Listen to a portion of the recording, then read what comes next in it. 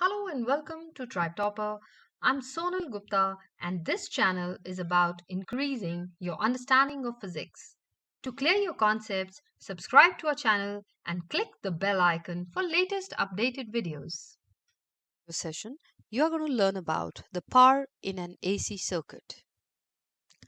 We have learned in topic 5 that the power formula, that is V times I. We have derived that in topic 5 already. So the power generated in an AC circuit would be given by P is equal to VI. But because both the voltage and the current, they vary with time, so the expression for the power and current, they both are like this. The voltage we derived in an AC generator thing, that voltage V is V0 sin omega t, and the current I varies as I0 sin omega t. Therefore, since they vary like that, therefore the power in an AC circuit would be the product of V0 times I0 and sine square omega t. All I did is I multiplied these two expressions. So V0 sin omega t times I0 sin omega t gives me power as V0 I0 sine square omega t.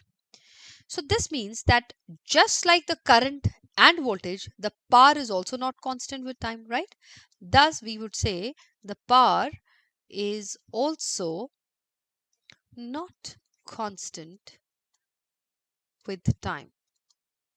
So that also varies as sine square omega t. But it has a peak value. And what should be the peak value? When will our power be maximum? We would say when sine square omega t, because the maximum value of sine theta or sine square theta is 1.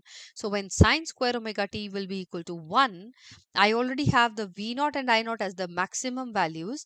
That will give me therefore the maximum power. So the expression for maximum power is V0 times I0.